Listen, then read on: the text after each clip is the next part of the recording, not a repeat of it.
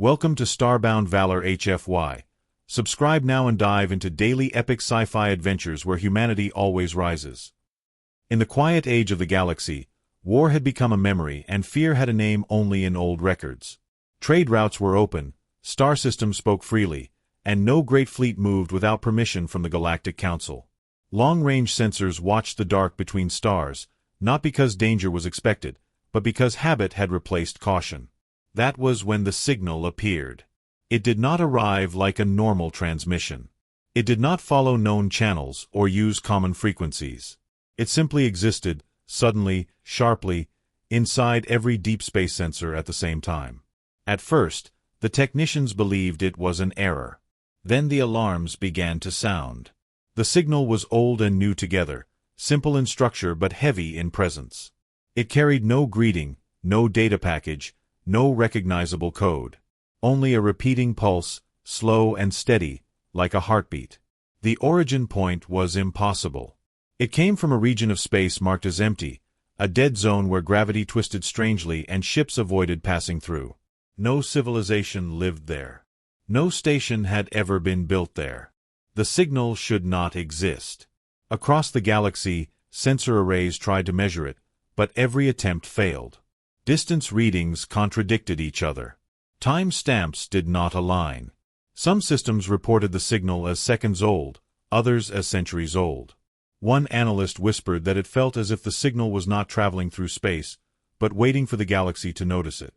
The Galactic Council was called into emergency session within minutes. Dozens of species appeared as glowing forms and holograms, their calm faces slowly turning tense as the data streamed in. Military advisors spoke over each other. Scientists argued.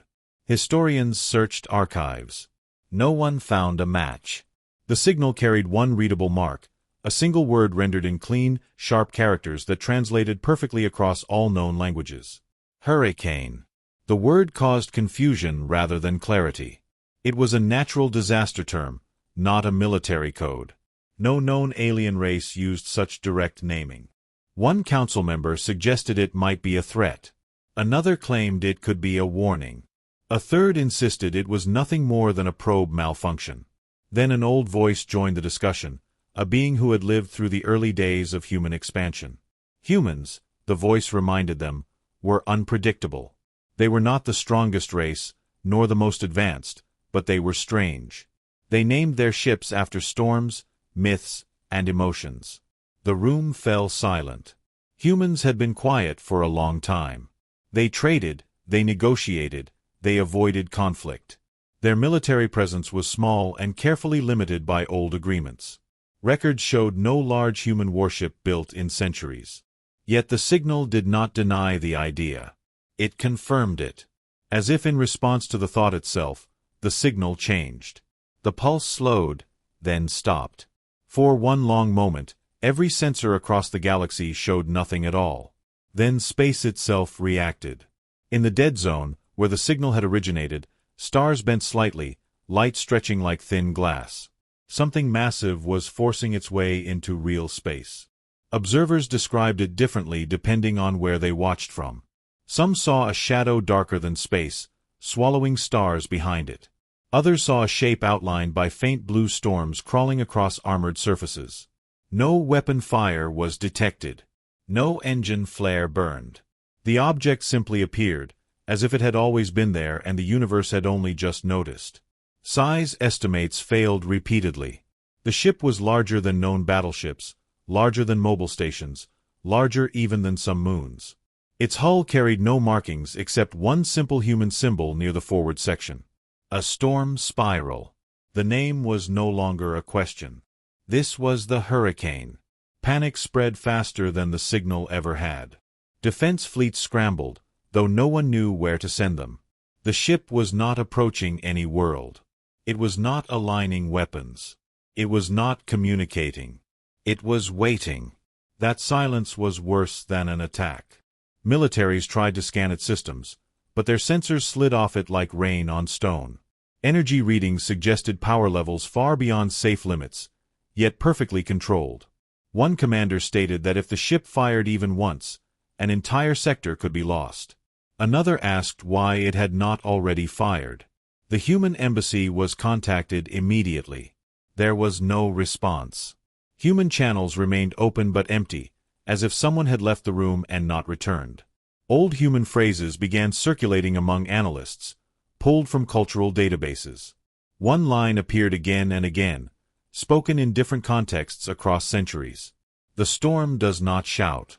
It arrives. As minutes passed, the galaxy realized something terrible. The Hurricane-Class Battleship had not entered hostile space by accident. It had not appeared to explore. It had appeared where everyone could see it, where no one could ignore it. This was not a message sent through words or data. This was a message sent through presence. Somewhere deep within that massive hull, systems older than most civilizations were active. The ship was awake, and whatever had brought it here was not finished yet. The moment the massive object stabilized in real space, every major observation array focused on it. The galaxy had seen warships before, countless designs from countless species, but nothing like this. The shape of the vessel was wrong in a way that made experienced admirals uneasy. It was long and wide, layered with heavy armor plates that looked less manufactured and more grown into place. The surface was dark, not reflective, absorbing light instead of shining under it. Faint blue energy moved across the hull in slow waves, like storms trapped beneath metal skin. These were not shields in the traditional sense.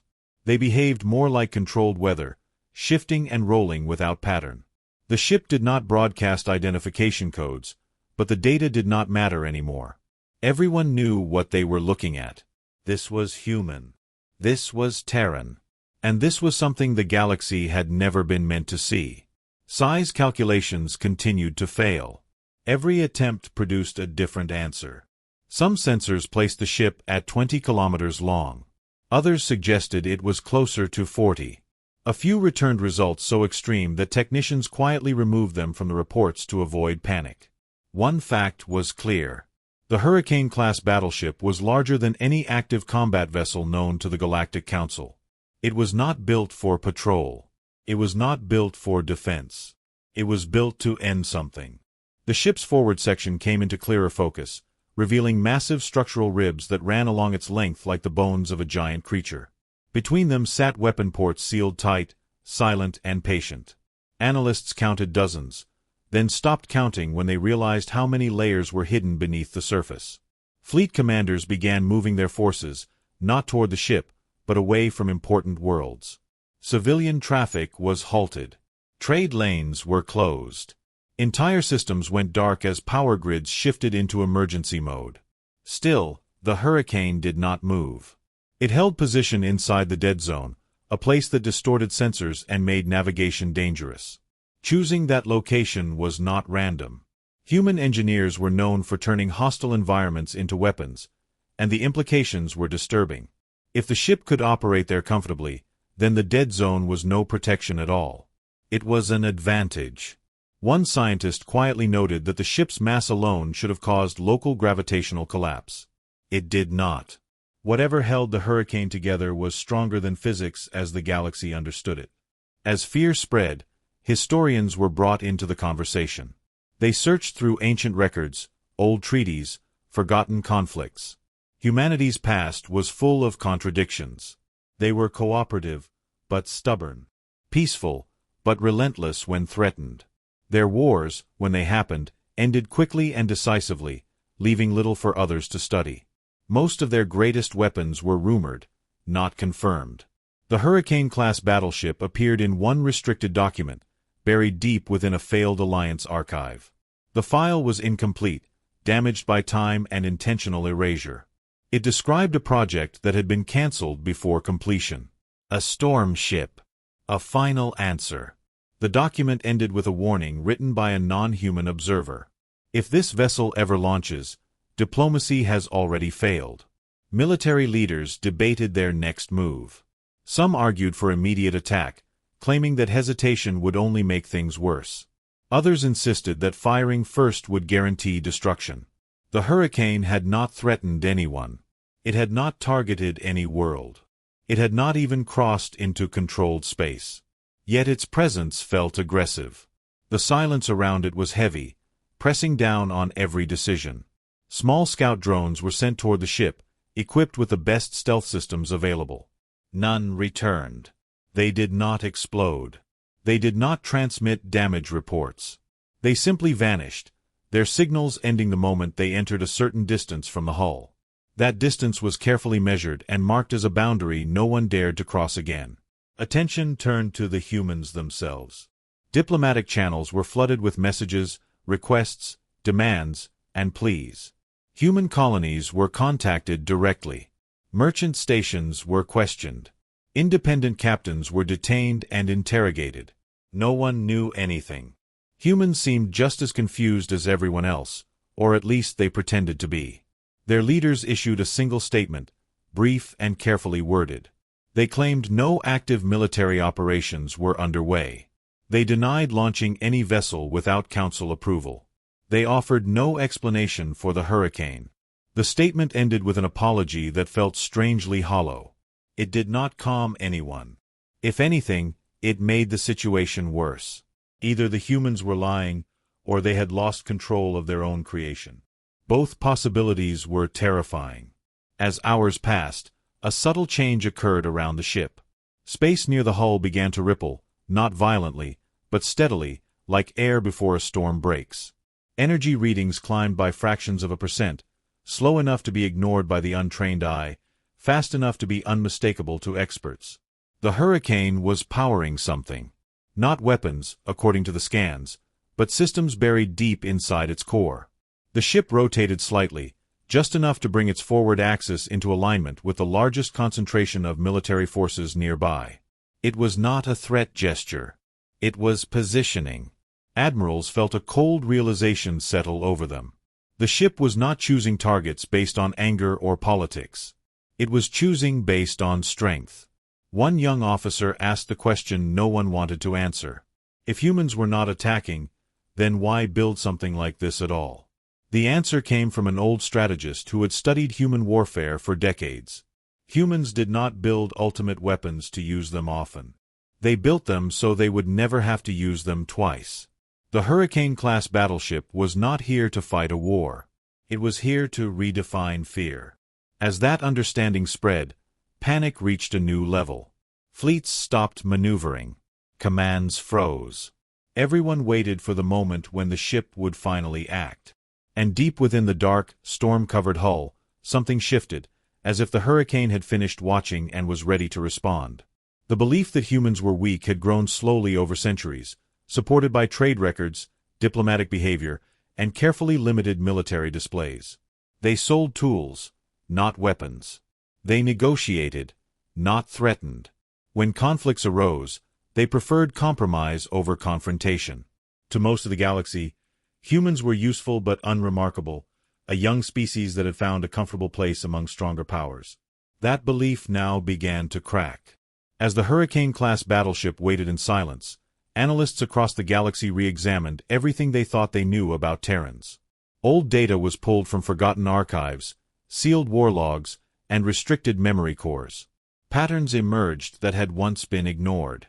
Humans did not expand aggressively. They expanded defensively. They did not dominate space through force. They survived it through preparation. Historians discovered that human military doctrine was built around the idea of escalation control. They never revealed their highest level of capability unless absolutely necessary. Every conflict they fought showed the same shape. At first, they appeared underpowered. Losses were accepted. Retreats were staged. Enemies grew confident. Then, suddenly, the conflict ended in a single decisive action. Human records often describe these moments as storms, not battles. Fast, overwhelming, and impossible to resist. The term hurricane appeared more often than anyone expected, always used metaphorically, never officially. Until now. The realization sent a wave of unease through the council chambers. The ship waiting in the dead zone was not an experiment. It was the physical form of a long-held idea. Attention turned to the early human wars, conflicts most other species considered too small to study. In one forgotten border dispute, a coalition fleet had surrounded a human colony, expecting a quick surrender. The humans had complied at first. They dismantled visible defenses and opened communication channels. Then, without warning, the coalition fleet lost power across all ships simultaneously. Sensors went blind. Navigation failed. When systems returned minutes later, the human fleet was gone, and the coalition command ships were drifting, intact but helpless. No shots were fired. No casualties were recorded. The war ended the same day. At the time, it was dismissed as a clever trick. Now it looked like a prototype. Another case involved a pirate empire that targeted human trade lanes. The humans paid protection fees for years, quietly documenting every route, every base, every supply hub. When they finally responded, they did not send fleets. They released a single automated system into the pirate network. Within a week, every pirate station shut down due to cascading failures. Life support, power, and communications collapsed without violence. Survivors reported hearing human broadcasts offering rescue and relocation. The pirate empire ceased to exist. Again, no large weapons were ever seen. The galaxy concluded that humans were peaceful. The truth was more complex. Humans were patient. As the Hurricane remained motionless, military experts began to understand its design philosophy. It was not built for constant engagement. It was built to wait. Its armor was layered not just for protection, but for time. It could endure attacks for days, weeks, perhaps longer, without responding. That endurance was a weapon in itself. Enemies would exhaust themselves trying to damage it, revealing tactics, draining resources, making mistakes. When the Hurricane finally acted, it would do so with perfect information. This matched human behavior too closely to ignore. The ship was not an exception to human nature. It was an expression of it. The Council demanded answers from the human delegation, but the responses remained carefully limited. Humans admitted that the Hurricane-Class was real. They confirmed that only one had ever been completed. They refused to say why it was built or who controlled it now. Their representatives appeared tense, not proud. Some observers noticed signs of fear.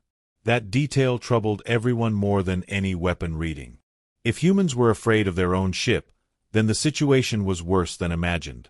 Internal human records, leaked through old Alliance systems, revealed fragments of debate from centuries earlier.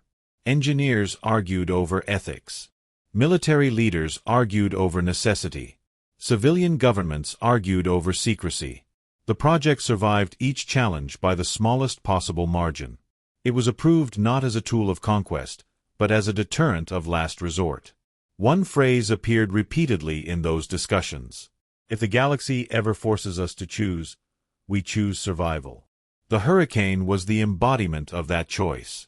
It was designed to face not one enemy, but an entire hostile galaxy.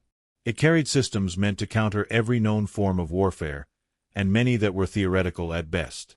More disturbing was what it lacked. There were no recreational areas, no long-term crew habitats, no signs of a traditional command structure. This ship was not meant to host a society. It was meant to execute a purpose and then disappear. Some analysts suggested it might even be partially autonomous, guided by strategic parameters rather than orders. If that was true, then no negotiation would matter. The idea that humans had intentionally hidden such a capability forced the galaxy to confront an uncomfortable truth. Peace had been maintained not by balance, but by ignorance. Humans had allowed themselves to be underestimated because it kept others from testing them. The Hurricane's appearance shattered that illusion.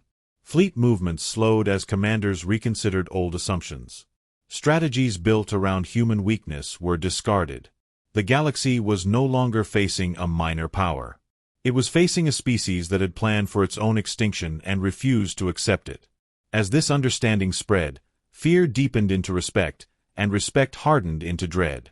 The Hurricane did not need to fire a single weapon to change the balance of power.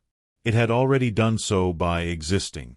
And as the ship's internal energies continued to rise, one final thought echoed through every strategic mind. Humans were supposed to be weak. The fact that they were not meant that everything had to change. As attention turned from history to capability, the focus shifted to the Hurricane's weapons.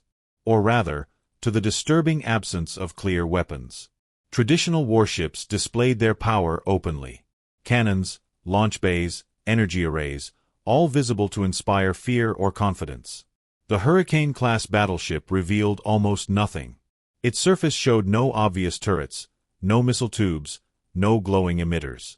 Only sealed segments and layered armor stretched across its massive frame. This was not an oversight. It was a choice. Analysts realized that the ship was designed so that no one could predict how it would fight. Every known scanning method failed to map internal structures with any accuracy. The deeper the scan attempted to go, the more distorted the data became, as if the ship was actively reshaping the space inside itself. Energy readings offered the first real clue. Instead of concentrated weapon signatures, the Hurricane emitted a broad, shifting field of power that extended far beyond its hull. This field was not uniform. It pulsed and flowed, rising and falling like pressure in a storm system. Scientists compared it to weather patterns rather than energy shields. The ship was not blocking incoming force. It was redirecting it, breaking it apart, and feeding it back into the field. This explained why probes vanished without explosions. They were not destroyed. They were absorbed, their energy scattered and repurposed.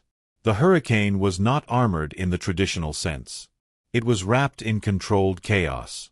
A breakthrough came when a joint research team analyzed micro-fluctuations in the surrounding gravity. The ship was not merely surviving inside the dead zone. It was shaping it. Gravity waves bent around the hull, forming invisible currents that could crush or stretch objects depending on their approach angle. This meant that any attack vector could be turned into a liability. Missiles would be pulled off course. Energy beams would disperse. Kinetic strikes would be twisted until they tore themselves apart. The Hurricane did not need point defense systems because the battlefield itself was its defense. That realization sent a chill through every military mind. Defeating the ship would require rewriting the rules of physics, and even then, it might not be enough. As understanding grew, so did the fear of what lay beneath the surface. The internal power core of the Hurricane registered as multiple overlapping sources rather than a single reactor. They pulsed in sequence, not in unison, creating a layered energy structure that could not be easily disabled. Destroying one core would change nothing. The others would compensate instantly. This redundancy suggested a design meant to survive catastrophic damage and continue operating. Even more alarming was the rate at which the ship could redirect power. In simulated models, the Hurricane could shift energy from propulsion to defense to offense in fractions of a second. No known command system could manage such complexity without significant delay. That pointed toward advanced automation, perhaps even self-directing combat logic.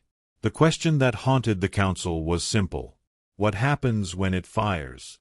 The answer remained hidden, but fragments of speculation painted a grim picture. Instead of focusing energy into a beam or projectile, the Hurricane appeared capable of releasing its stored chaos in controlled bursts. Not explosions, but events. Sudden gravitational collapses. Localized time distortion. Pressure waves that propagated through space itself. These were not weapons that destroyed targets. They erased conditions that allowed targets to exist. One scientist described it as removing the floor from under reality. If such a system were deployed, there would be no warning and no defense. Targets would not even realize they were under attack until it was over. Evidence supporting this theory emerged when the Hurricane's forward section briefly opened. Not fully, just enough to expose a deep, rotating structure that resembled a storm eye. Energy flowed into it from every direction, then vanished inward. Sensors spiked, alarms rang, and emergency protocols activated across multiple fleets. The structure closed moments later, leaving no trace except a sudden drop in background radiation. Nothing had been fired. Nothing had been damaged. Yet everyone felt it. A subtle pressure, like the universe holding its breath. The message was clear. The Hurricane had shown them a glimpse, not of what it could do, but of how little it needed to do to inspire terror. Human experts, pressed for answers, offered only vague statements. They confirmed that the Hurricane's primary systems were never tested in open combat. They admitted that simulations often failed to predict outcomes. When asked why such an unpredictable weapon was built, one human engineer responded with a single sentence. Predictable weapons invite counters. The galaxy did not find comfort in that explanation. Unpredictability on this scale meant total vulnerability. Military planners began to understand that even a successful attack on the Hurricane might trigger a reaction worse than inaction. Damaging it could destabilize the controlled storm it contained, releasing forces no one could manage. In that sense, the ship was a threat even to itself. As fear peaked, the Hurricane continued to wait. It did not charge its systems further. It did not retreat. It simply maintained the delicate balance of power within and around it. This restraint was perhaps the most frightening aspect of all. A weapon capable of reshaping reality was choosing not to act. That choice suggested intent, judgment, and purpose. The galaxy realized that the Hurricane-Class Battleship was not just a machine. It was a decision made long ago, arriving late, but intact. And whatever event had finally triggered its appearance was still unfolding, unseen and unresolved. Silence spread across command centers like a living thing. The Hurricane-Class Battleship had revealed its nature, and still it did nothing. No message followed. No demand came. The galaxy waited, trapped between fear and impatience. For military minds trained to respond to threats, this waiting was unbearable. Silence could not be analyzed. It could not be negotiated with.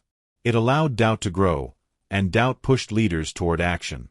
In one outer sector, far from the council chambers, a coalition admiral made a decision that would echo through history. He argued that the longer the Hurricane waited, the more dangerous it became. If it was allowed to finish whatever internal process it had begun, no fleet would be able to stop it. His proposal was simple. A controlled strike. Limited force. Enough to test the ship's response without committing to full war. The plan moved forward despite objections. A task force of advanced cruisers and strike craft was assembled at the edge of the dead zone. Their weapons were tuned for maximum penetration, their crews briefed and silent. Orders were given quickly, before fear could slow them down. As the fleet advanced, the Hurricane did not react. It did not turn. It did not adjust its energy field. To some, this looked like weakness. To others, it felt like permission. When the first volley was launched, space itself seemed to tense. Missiles streaked forward, wrapped in guidance fields and layered countermeasures. Energy lances followed, bright and precise, aimed at the forward section where the strange storm eye structure had appeared earlier. The coalition expected resistance. What they got was nothing. The missiles entered the outer boundary of the Hurricane's influence and vanished. Not exploded. Not deflected. Gone. Energy beams followed and faded into darkness, their power drained away in seconds. For a brief moment, the attacking fleet believed the ship was simply absorbing the assault. Confidence rose. The admiral ordered a second wave, heavier and closer. That was when the Hurricane responded. It did not fire a weapon. It did not launch a counterattack. The space between the ship and the fleet went still, unnaturally still, as if motion itself had been paused. Then a wave passed outward, invisible but absolute. Ships caught in it did not shatter or burn. They folded. Hulls bent inward, compressed by forces their structures were never meant to endure. Crews experienced crushing pressure, then nothing. In less than a second, half the task force ceased to exist. The survivors tried to retreat, but retreat was impossible. Navigation systems failed as local space twisted unpredictably. Engines pushed against invisible resistance, achieving nothing. Another wave passed, gentler than the first, but more precise. It stripped ships of power, drained reactors, shut down life support. Vessels were left drifting, intact but dead. No debris field marked the attack. No radiation spike followed. The Hurricane had removed the fleet from relevance without violence, without spectacle. The silence returned, heavier than before. Observers across the galaxy stared at their screens in disbelief. The attack had lasted seconds. The message it sent would last forever. The coalition admiral was among the survivors, his command ship left powerless at the edge of the dead zone. His final report was short and fragmented. He described the attack not as a strike, but as an adjustment, as if the Hurricane had simply corrected an imbalance. He admitted that the ship could have destroyed them completely and chose not to. That choice terrified the Council more than total annihilation would have. Mercy implied control, and control implied confidence beyond measure. Emergency sessions were called again, but the tone had changed. There were no arguments now, only questions with no answers. Across human space, reactions were mixed. Some celebrated the display as proof that humanity could not be bullied. Others were horrified that the hurricane had finally acted.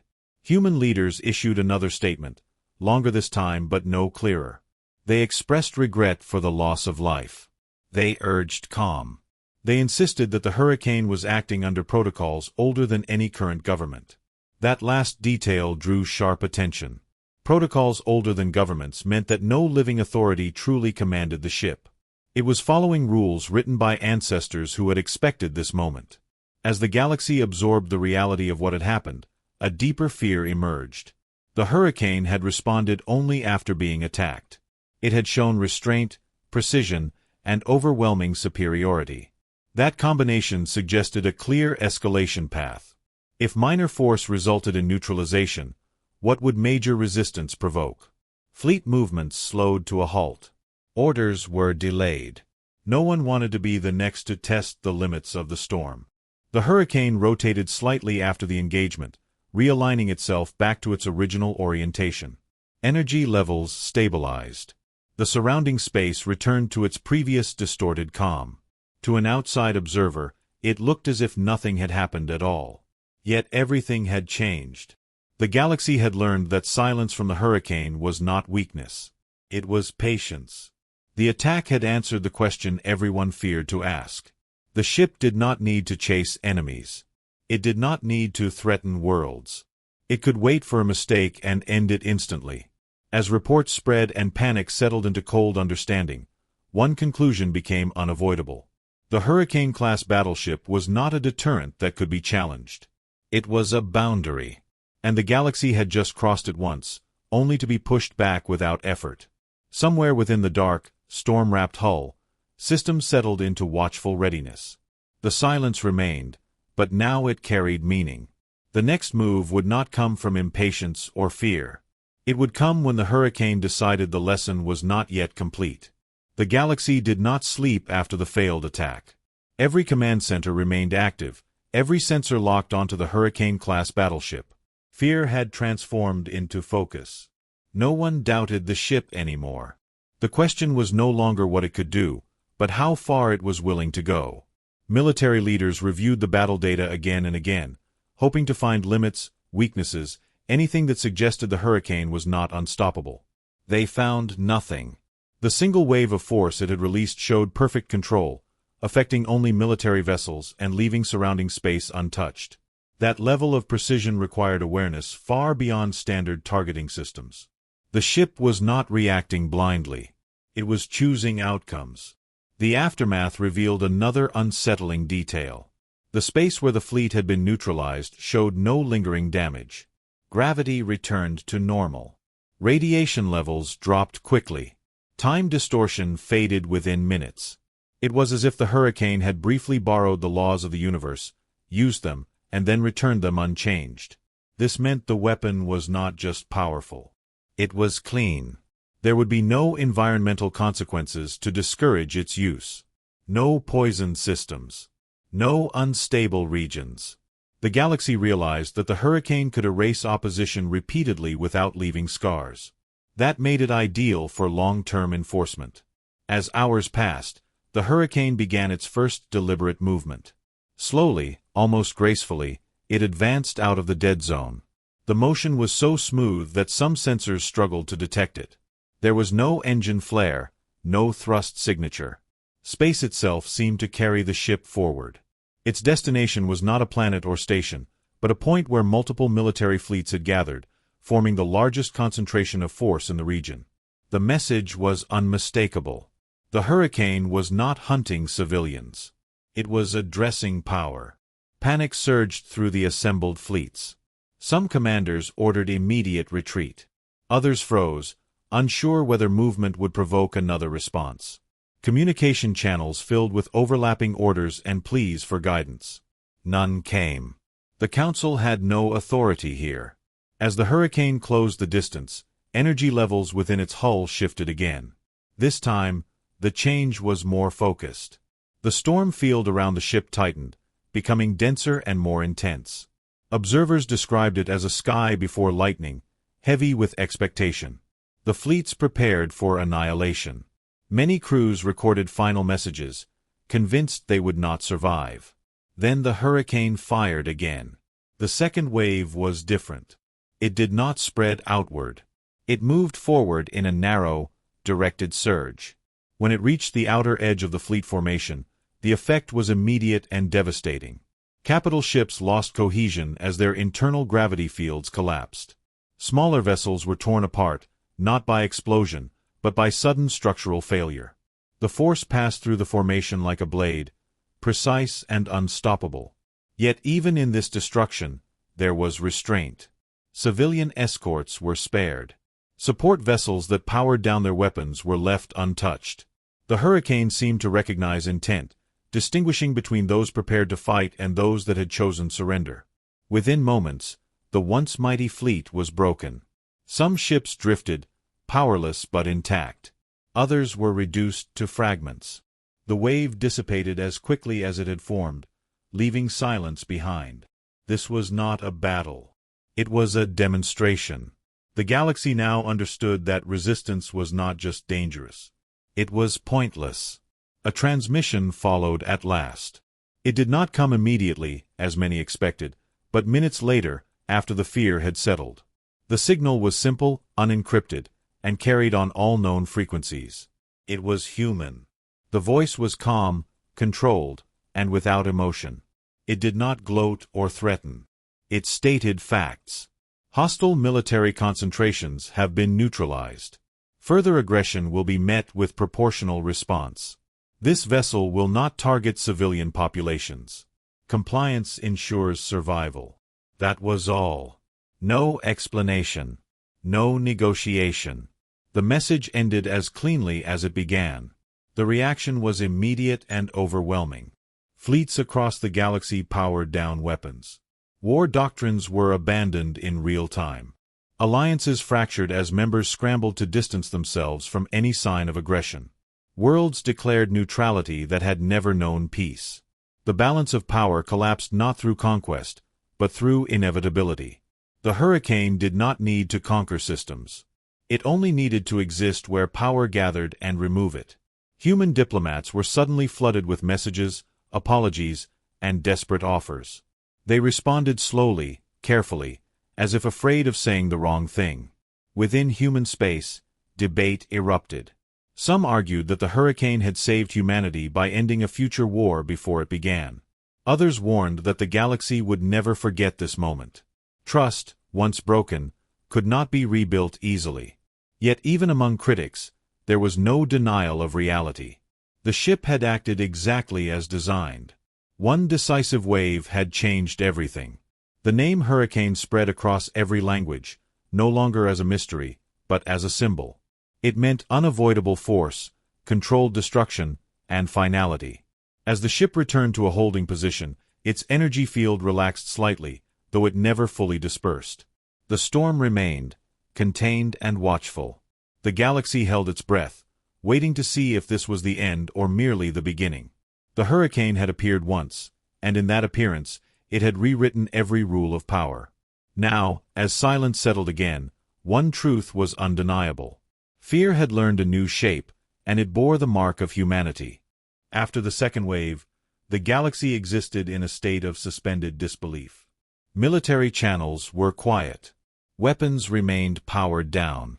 No one wanted to test the limits of the Hurricane-Class Battleship again. The ship held position in open space, neither advancing nor retreating, its storm field stable and controlled. Then, without warning, a new transmission began. It did not override systems or force itself into command networks. It waited to be accepted, as if offering a choice. When it was finally opened, there was no symbol, no anthem, no visual display of power.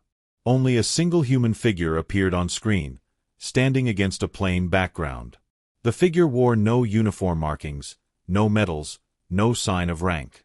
This was not a general or a politician. This was a messenger. The human spoke slowly, using simple words. He did not raise his voice. He did not show anger. He acknowledged the fear openly, stating that it was understood and expected. The Hurricane, he said, was not an invasion force. It was not a weapon of conquest. It was a response. He explained that for generations, humanity had watched the galaxy grow larger and more dangerous. They had seen alliances rise and fall, wars spread like infection, and powerful species decide the fate of weaker ones.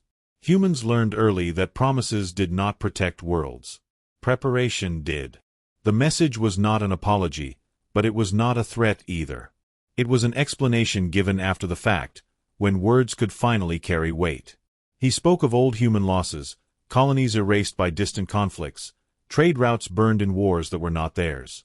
Each time, humans had adapted, strengthened defenses, and moved on. They had chosen not to answer violence with violence, not because they could not, but because escalation benefited no one. The Hurricane was built during one of those dark periods, when humanity believed it might one day face extinction simply for existing. It was designed to end wars quickly, not to start them. The man emphasized that it had remained hidden for a reason. Power revealed too early invites challenge. Power revealed too late invites destruction. The timing, he implied, was no longer in human hands. The message shifted then, becoming more direct. The Hurricane operated under standing directives, not orders.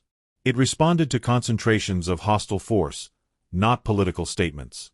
It did not recognize borders, only intent. This was why civilian ships had been spared. This was why retreat had been allowed. The ship was not judging species or governments. It was enforcing a boundary. The boundary was simple. Do not gather power to destroy others. The galaxy listened in stunned silence. This was not a rule any council had ever enforced successfully. Yet here it was, backed by undeniable force. When asked through follow-up channels who controlled the Hurricane, the human gave an answer that unsettled everyone. Control was distributed. No single authority could command it.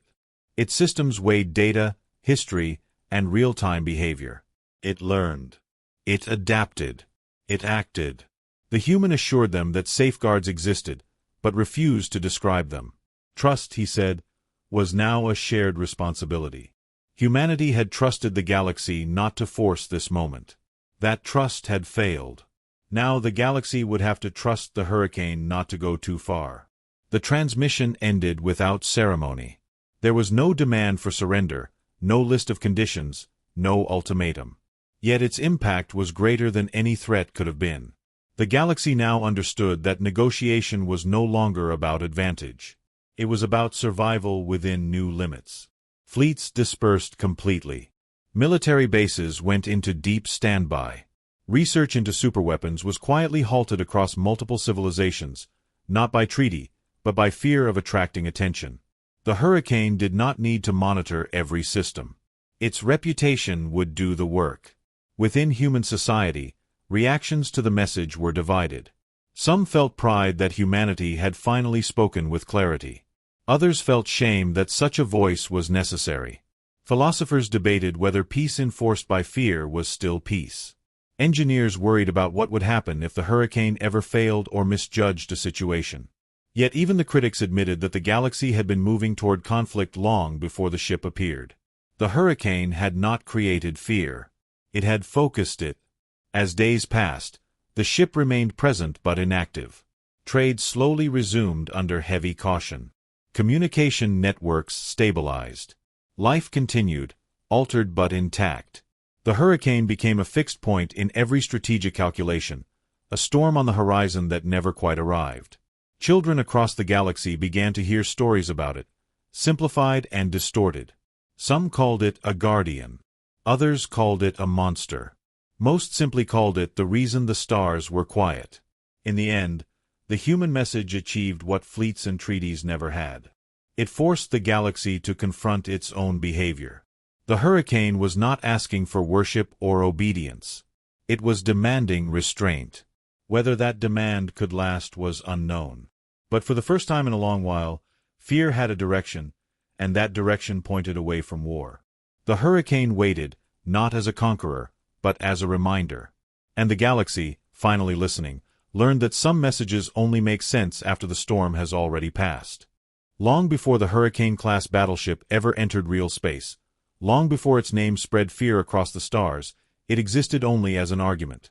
The debate began during one of humanity's quietest periods, when no great war threatened their borders and no enemy fleets gathered nearby.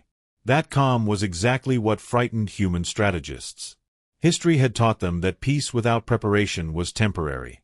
Records from that era showed growing concern within human defense councils, not about known rivals, but about the unknown future. The galaxy was vast, unpredictable, and often cruel to those who could not defend themselves. Humans had survived not because they were strongest, but because they planned for worst outcomes others refused to imagine. The proposal that would become the Hurricane Project was controversial from the start. Many leaders opposed it, calling it excessive, dangerous, and immoral. They argued that building such a weapon would undermine every alliance humanity had formed. Others countered that alliances failed when tested by fear and scarcity. They pointed to lost colonies, erased in conflicts that had nothing to do with human politics. They reminded the Council that no apology had ever rebuilt a destroyed world. The argument was not about domination. It was about survival.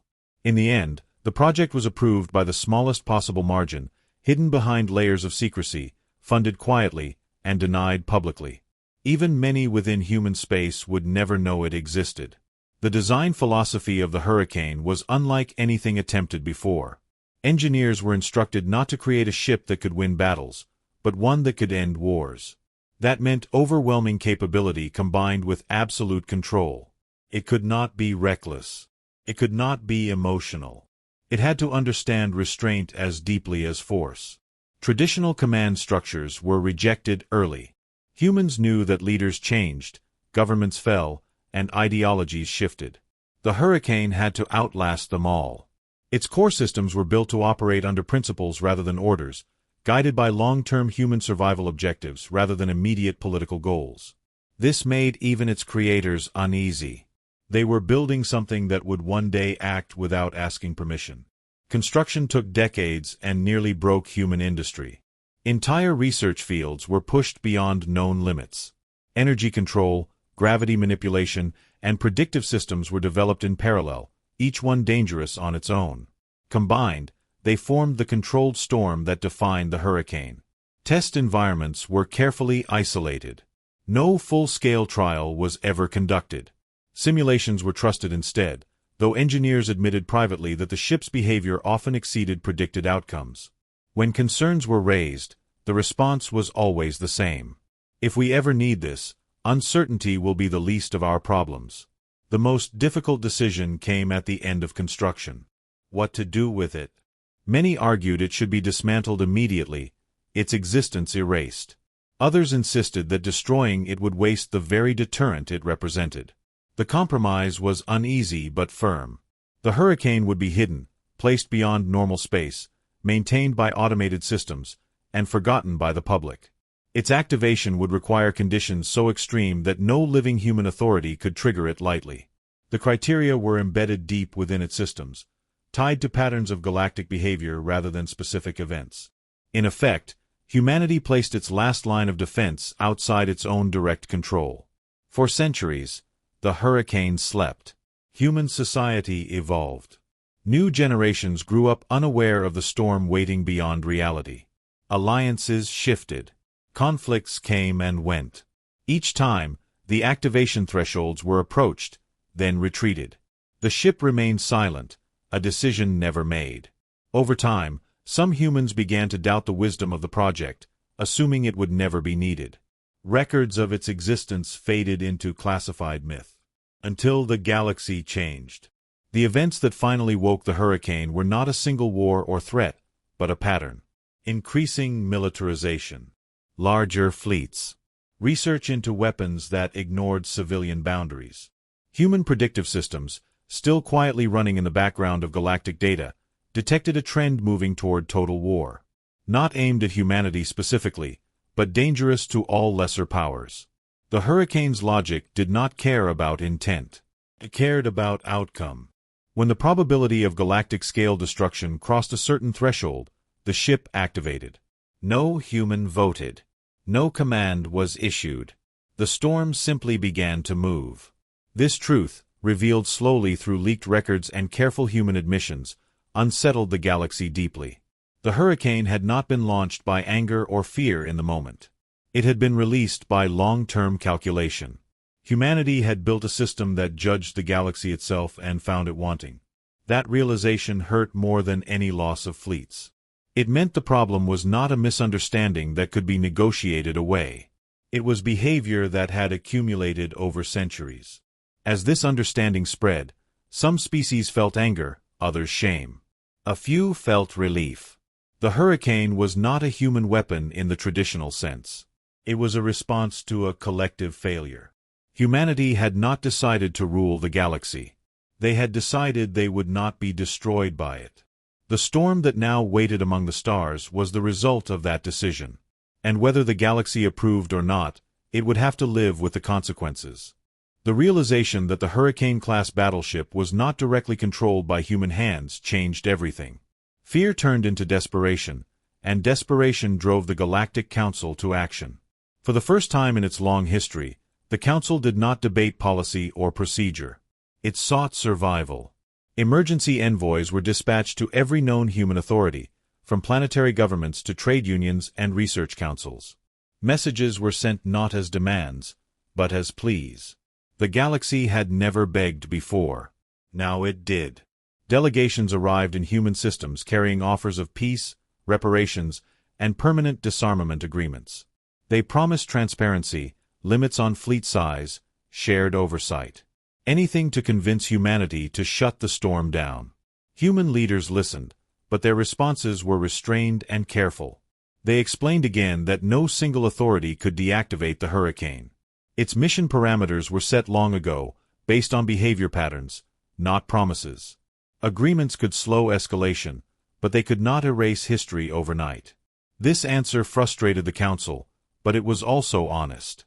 Humanity was not refusing peace. It was explaining that peace required more than words. Some council members accused humans of hiding behind a machine to avoid responsibility. Others realized the deeper truth. Humans had accepted responsibility centuries ago by building the Hurricane in the first place.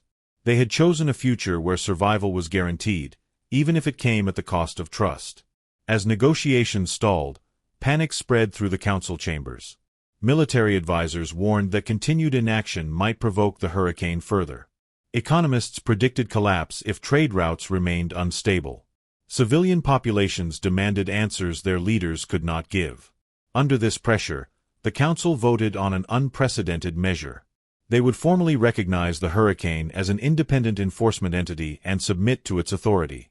The motion passed narrowly, driven by fear rather than consensus. A declaration was broadcast across known space, acknowledging the Hurricane's role and pledging compliance with its boundary conditions. It was the closest thing to surrender the galaxy had ever issued. The response was silence. The Hurricane did not acknowledge the declaration. It did not change position. It did not reduce its energy output. This unsettled everyone more than rejection would have. The ship did not seek recognition. It did not need permission. The galaxy was learning that submission meant nothing unless behavior truly changed. In a final attempt to assert relevance, the Council requested a direct dialogue with the Hurricane itself. Human intermediaries warned that this might not be possible, but the request was sent anyway. 4 hours. Nothing happened. Then a reply arrived. Not a conversation. Not a negotiation. A statement. The message was brief and cold. Compliance is observed through action, not declaration. Aggressive force concentrations remain above acceptable thresholds. Correction will continue. The Council understood the meaning immediately. Words were irrelevant. Fleets still existed. Weapons were still built. Power still gathered. Until that changed, the storm would not end. In response, several major powers ordered immediate dismantling of their largest battle groups. Shipyards shut down. Weapons research facilities were repurposed or abandoned. These decisions were not made out of goodwill. They were made because the alternative was extinction. As fleets dissolved and power structures weakened, resentment grew. Some species accused humanity of engineering this outcome, using the hurricane to reshape the galaxy in their favor. Human influence, they argued, would only grow as others disarmed. Humans rejected this claim, pointing out that they too were subject to the same rules. Their own military expansions had halted. Several human warships were decommissioned publicly to demonstrate compliance. Yet suspicion remained. The galaxy had learned too late that trust was fragile. Among the Council's members, a darker fear took root. What if compliance was not enough? What if the hurricane's thresholds continued to tighten as behavior improved, pushing the galaxy toward permanent weakness? This fear led to secret discussions, hidden from public record. Some suggested building a countermeasure, a weapon capable of challenging the hurricane. The idea was dismissed publicly, but privately it lingered. Old habits died hard. Humanity warned that such efforts would only accelerate the storm's response.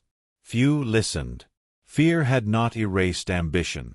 It had merely driven it underground. As days turned into weeks, the hurricane remained active, monitoring, correcting, enforcing. The galaxy adapted, slowly and painfully, to a new reality where power could no longer be hoarded without consequence. Some worlds flourished under reduced military pressure. Others struggled, exposed without fleets to protect them. Inequality shifted rather than disappeared. The Council found itself powerless, its authority replaced by an unfeeling standard enforced by a silent ship. In the end, the Council achieved what it had sought, but not in the way it expected. War halted. Large-scale conflict became impossible. Yet peace felt imposed, not chosen. The galaxy had begged for mercy and received structure instead. Whether that structure would hold was uncertain. As resentment simmered beneath forced compliance, one truth became clear. The Hurricane-Class Battleship had not ended the need for judgment. It had merely postponed it. And somewhere within the vast, storm-bound hull, systems continued to watch, calculating whether the lesson had truly been learned or whether fear would need to speak again. The Hurricane-Class Battleship moved through space with the patience of a predator that had learned the art of observation. Unlike traditional warships that sought targets and fired at will, the Hurricane operated on its own timetable, guided by principles older than governments, older than fleets. Its movement was deliberate, calculated to maintain dominance without unnecessary display. Systems across the galaxy tracked it constantly, but no one dared approach. Every fleet that once dared challenge human power had been neutralized, and every observer understood that hesitation was survival. The Hurricane had not conquered worlds or claimed territory. Instead, it had enforced a boundary, a line drawn across the stars that no one could cross without consequence. Its presence alone dictated behavior. As the ship continued its patrol, systems it passed through experienced subtle changes. Military sensors recorded anomalous readings, gravity fluctuations, and energy distortions that could not be replicated artificially. Civilian astronomers noticed minor shifts in star patterns and magnetic fields, though these changes were too slight to be immediately dangerous. Each adjustment seemed purposeful. The Hurricane did not act randomly. It sought balance, targeting aggressive fleets while leaving non-hostile worlds untouched. This selective enforcement became a pattern the galaxy could not ignore. Commanders and strategists quickly learned that moving forces recklessly could provoke devastating consequences, while restraint often led to survival. The galaxy began calling the ship many names, some whispered in fear, others repeated with awe. The most common was the Storm God, a recognition of power that was not exercised by dominance or ambition but by principle and inevitability. Legends spread among fleets, describing fleets that had disappeared, colonies saved by restraint, and civilians left unharmed while aggression was punished. These stories reinforced the perception that the Hurricane was not merely a weapon but a judge, an arbiter enforcing its own law. The stories carried warnings, shaping strategy without the ship ever firing a shot. Commanders used caution as a weapon of their own, fearing the consequences of a misstep. Within human society, the Hurricane's activity was monitored closely. Officials emphasized that it acted under autonomous parameters, but the implications were profound.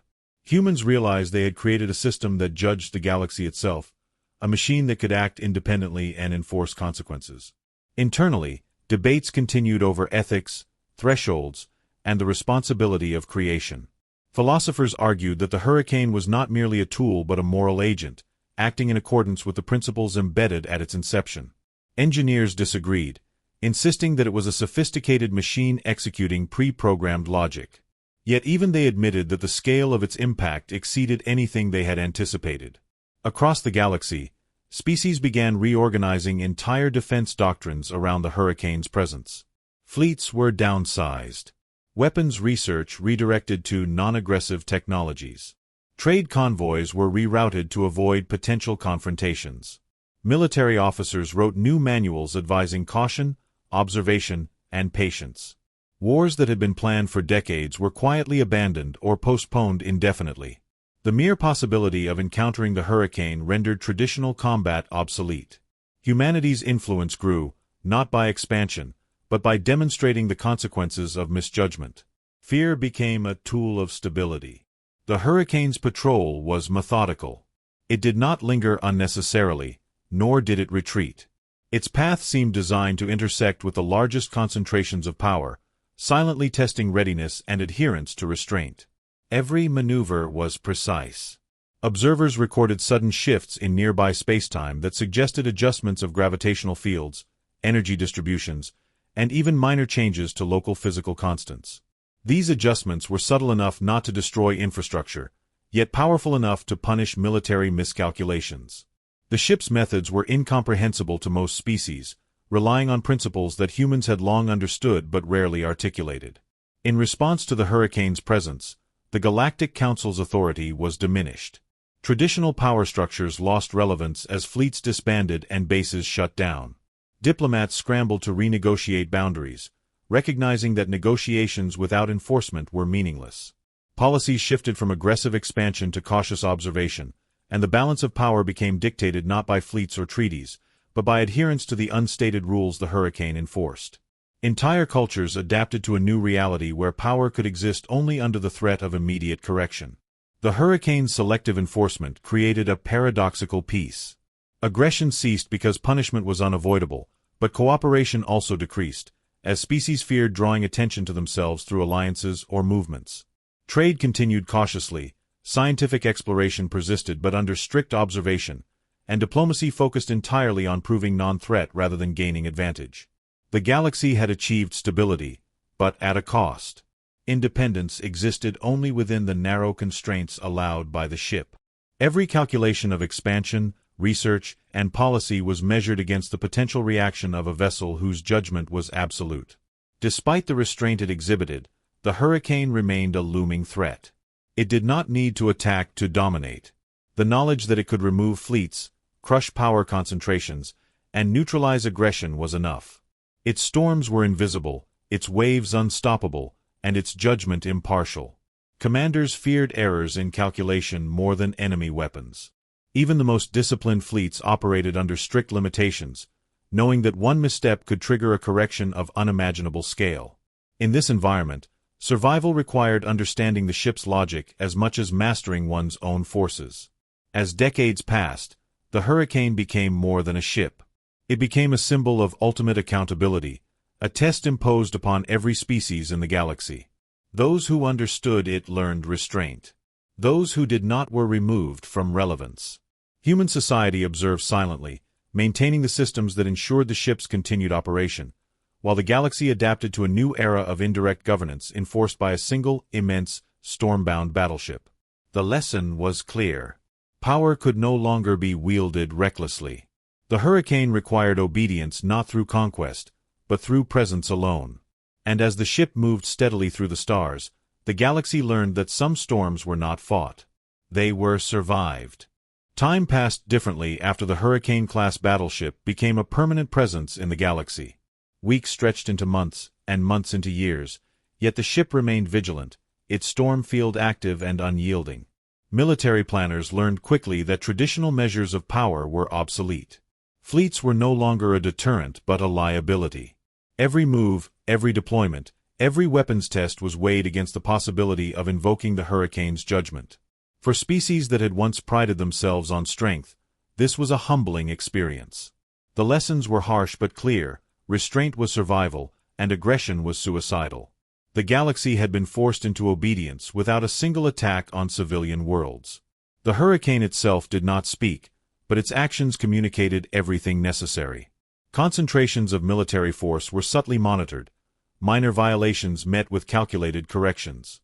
Fleets that lingered too long in sensitive sectors would find themselves suddenly disabled, their engines failing or navigation systems warping unpredictably. These interventions were never lethal unless absolutely necessary, yet they were terrifyingly effective. Commanders began to anticipate the ship's responses, adjusting tactics to avoid triggering its corrections. Over time, a careful equilibrium formed. Military operations continued in reduced form, diplomacy thrived under observation, and exploration moved forward cautiously. The galaxy learned to act within the Hurricane's limits. Scientists and engineers attempted to understand the underlying technology, but the Hurricane remained beyond complete comprehension. Its energy systems were unique, layered in ways that defied conventional physics. Gravity manipulation, energy redirection, and adaptive control systems worked in concert with precision that simulations could not replicate. Attempts to reverse engineer its storm field produced limited results, yielding data too dangerous to deploy. One lesson became obvious: the ship was designed not only to enforce but to prevent the creation of comparable weapons. Any attempt to replicate its systems risked attracting the Hurricane's attention. Humanity had created a self-regulating deterrent, a guardian whose existence demanded obedience. Despite its silence, the Hurricane became a teacher. Fleet captains and strategists learned to observe, to measure, to calculate risk with precision previously unnecessary. Aggressive maneuvers were abandoned, replaced by careful observation and subtle deterrence. Civilians traveling through space adjusted routes and schedules to avoid potential intersections with military forces. Trade continued, but under the implicit rule that excessive concentration of power invited intervention. The ship's presence forced a shift from confrontation to careful planning. The galaxy had not achieved peace through negotiation or treaties, but through the undeniable authority of an autonomous force. Humanity observed these changes with a mixture of pride and caution. The Hurricane acted exactly as designed, enforcing survival protocols without prejudice or error. Internally, debates persisted about ethics and control. Philosophers argued that the ship represented a moral arbiter, while engineers insisted it was merely an advanced mechanism executing carefully defined parameters. Yet even the engineers admitted that the Hurricane had exceeded expectations. Its ability to calculate outcomes and enforce them without human intervention was unprecedented. Humanity had created a weapon, yes, but one that had become a force for stability on a galactic scale. Some species attempted to test boundaries. Small fleets moved in uncoordinated maneuvers, hoping to provoke a response or gauge reaction times. Each time, the Hurricane intervened with efficiency, neutralizing threats and reshaping local space to remove the danger. The effects were subtle but precise. No unnecessary destruction occurred, but the message was unmistakable. Obedience was not optional. These small tests faded as the consequences became clear. The galaxy adapted not out of loyalty, but out of survival instinct. The Hurricane's silent enforcement was far more effective than any council decree or alliance treaty. Over time, the Hurricane's influence extended beyond military calculations. Economic systems adjusted to avoid areas of potential conflict. Colonies coordinated schedules to reduce concentrations of transport vessels. Scientific research considered the risks of large-scale experimentation that could attract the ship's attention. Cultural behaviors shifted subtly as well. Legends, stories, and warnings spread throughout civilizations, emphasizing restraint, observation, and compliance. The Hurricane was not just a ship, it was a lesson written across the stars. Humanity continued to maintain and monitor the Hurricane, ensuring that its systems remained functional. Yet they did not intervene directly. Their role had shifted from controller to observer, watching as the ship enforced the long-term strategy they had set in motion centuries earlier. Communication with the ship was limited to essential data feeds, ensuring it had accurate readings of galactic activity. Humans understood that the Hurricane's autonomy was its greatest strength, and any attempt to over-control it could undermine its effectiveness. This restraint was as important as the ship's firepower. As decades passed, the galaxy grew accustomed to the Hurricane's presence.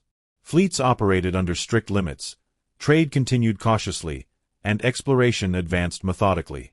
Conflict did not disappear entirely, but large-scale aggression became impossible. The ship's influence had created a new order, one in which survival required careful planning and respect for the boundaries it enforced. The galaxy had learned a difficult truth: ultimate power need not be wielded to be effective. The Hurricane's silence, presence, and precision were more commanding than any open assault. Yet even as adaptation occurred, fear remained. No species fully trusted that the Hurricane would not act again, that it would not escalate in response to unforeseen patterns of aggression. Every calculation carried the weight of potential correction. The ship had not merely neutralized threats, it had instilled an enduring caution that shaped behavior permanently. Humanity had created a guardian, a storm beyond comprehension, and the galaxy had no choice but to live under its watchful eye. The Hurricane had arrived, acted once decisively, and in doing so, had reshaped the very way civilizations measured power. Its presence was the ultimate lesson. Some storms are not fought, they are survived. The Hurricane-Class Battleship had become more than a weapon, it was now the silent arbiter of the galaxy. Decades had passed since its appearance, and every major civilization had adjusted its strategies, trade routes, and military doctrines to accommodate the immutable presence of the storm-bound vessel. Fleets were smaller, alliances more cautious, and political ambitions tempered by the knowledge that any concentration of power could provoke the Hurricane's intervention. The galaxy had learned restraint not through diplomacy or cooperation, but through fear enforced by a force beyond comprehension. Even generations born after its arrival grew up understanding that survival required careful observation, patience, and the avoidance of unnecessary conflict. Inside the Hurricane, systems continued to function with precise coordination, analyzing activity across countless star systems simultaneously. Sensors monitored fleets, planetary defenses, and even civilian ship traffic, detecting patterns that suggested potential threats long before they could manifest. Its storm field remained active, shifting subtly to maintain balance and control. Though it had acted decisively only twice, neutralizing fleets that posed immediate risk, the ship's ongoing presence shaped decisions daily. Commanders no longer risked aggressive maneuvers, traders plotted routes with extreme caution, and entire governments restructured policies to avoid drawing attention. The Hurricane's lessons were subtle yet undeniable, teaching restraint through anticipation and consequence rather than violence. Humanity, despite its intimate knowledge of the ship's systems, remained an observer rather than an active controller. Their role had evolved into maintenance and monitoring, ensuring that power flows remained stable and that the autonomous systems functioned correctly. Direct interference was rare and strictly controlled. The ship was designed to judge the galaxy impartially, and human oversight was minimal to preserve the integrity of its calculations. Philosophers debated the morality of creating such a force, arguing whether fear-enforced compliance truly counted as peace. Engineers argued that morality did not matter, only the survival of humanity and the balance of power. Both sides agreed, however, that the Hurricane had become indispensable. Small-scale incidents continued to occur, as curiosity, ambition, or negligence led some fleets to gather in ways that approached the thresholds of the Hurricane's protocols. Each time, the ship intervened subtly but decisively. Engines would misalign, energy fields would fluctuate, and navigation systems would fail, forcing vessels to disperse. No lives were lost unless resistance persisted, and even then, destruction was targeted and limited. These events reinforced a simple truth: compliance was necessary, but understanding the boundaries was essential. Generals, admirals, and strategists studied the outcomes meticulously, learning to operate without provoking the storm. Over time, this led to a culture of predictive caution, where restraint became instinct rather than choice. Across the galaxy, the Hurricane became both a symbol and a deterrent. Stories of its power were taught alongside practical lessons. Civilizations internalized the consequences of excessive force, embedding them in education, military manuals, and diplomatic training. Entire fleets existed not to fight but to ensure that they did not exceed thresholds that might provoke intervention.